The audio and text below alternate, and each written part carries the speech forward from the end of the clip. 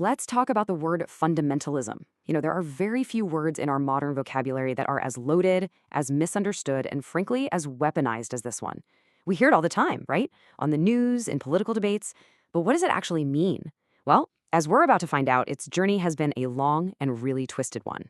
So when you hear that word, fundamentalist, what's the first image that pops into your head? For a lot of us, it's probably something like this, right? Violence, extremism, conflict.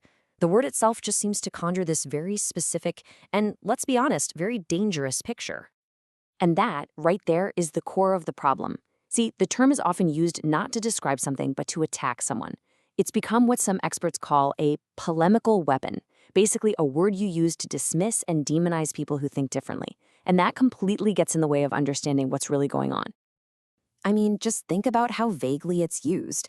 It can mean violent terrorists, for sure.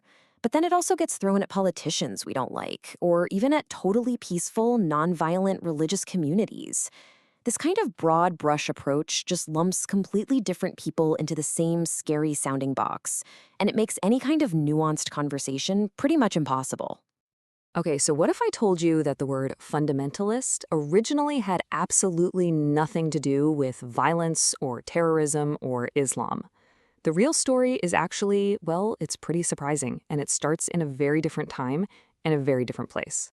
So check out this timeline. It shows the words wild ride. First, way back in the 1910s, it was created in the United States, and it was used to describe a nonviolent, nonpolitical Protestant movement that was defending what they saw as the core fundamentals of their faith.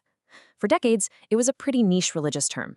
Then, in the 1960s, philosophers grabbed it to describe any school of thought that claimed to have certain undeniable truth. But the real game changer? 1979. After the Iranian Revolution, the word was suddenly transformed into a political label for violent Islamic movements.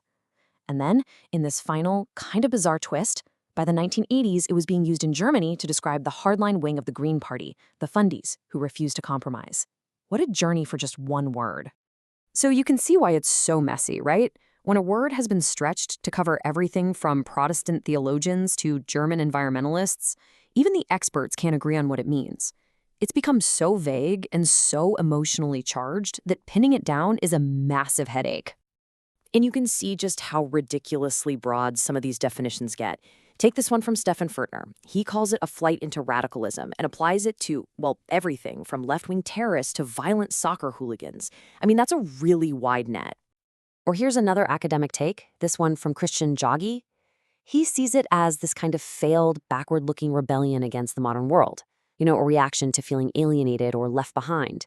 Again, the focus is on a psychological or social feeling. So, to cut through all this confusion, the source material for this explainer suggests a much sharper, more precise definition. It argues we should stop focusing on the belief itself and instead focus on the method. In this view, a fundamentalist movement is one that makes a militant truth claim. And here's the key. It's about the willingness to use force or coercion or political pressure to make everyone live by their truth. All right, this brings us to what is probably the most common theory about fundamentalism, that it's just a simple rejection of the modern world. A desperate try to turn back the clock. But as we're about to see, the reality is way more paradoxical and honestly a lot more interesting. And this slide just lays out the paradox perfectly. On the left, you've got the common view that fundamentalism is a reaction against modernity. But on the right, you see the reality. In so many ways, it is a product of modernity. These movements aren't just backward-looking. Their activists are often university-educated in modern fields like engineering or medicine. They are not anti-technology. They are experts at using modern political structures and the latest tech to get what they want. It's often a movement made up of people with modern diplomas but no good jobs, a distinctively modern problem. And if you need proof, just look at these examples. In Egypt, these organizations provided modern buses for female students on the condition that they wear the veil. They are actively creating new elites, often with U.S. diplomas, to be the future tech experts of their ideal state. They've even borrowed the whole concept of a vanguard party straight from Western revolutionary theory. And of course, they use the internet and global media to get their message out everywhere. They're not rejecting the tools of modernity, they are mastering them. So what's the big takeaway here? Why does getting this one word right actually matter? Well, it's all about moving beyond these simplistic labels so we can understand a really complex reality. The real danger of a vague label like fundamentalist is that it lets us create an other, a faceless enemy that we don't have to bother understanding. It just shuts down dialogue. And it can be used to justify a holy war from every side. And this isn't a one-way street, by the way. The source material points out that Western leaders like Ronald Reagan have used the exact same language of evil and fighting a holy war against their opponents. So let's be super clear. The point here is not to excuse violence or coercion. Not at all. The real challenge is figuring out how to coexist with people who hold profoundly different beliefs without just slapping a lazy, dismissive label on them. It forces us to be more precise with our language and to understand the very modern, very complex things that often fuel these movements. So, if we agree that using these broad, dismissive labels is the problem, what's the solution? Well, the answer isn't just about how we see other people.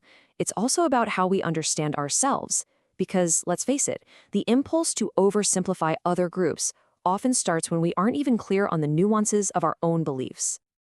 You know, a great first step can be just getting more comfortable with complexity in our own thinking. By exploring the nuances of our own political ideology, we can get way better at recognizing and resisting those simplistic labels everywhere.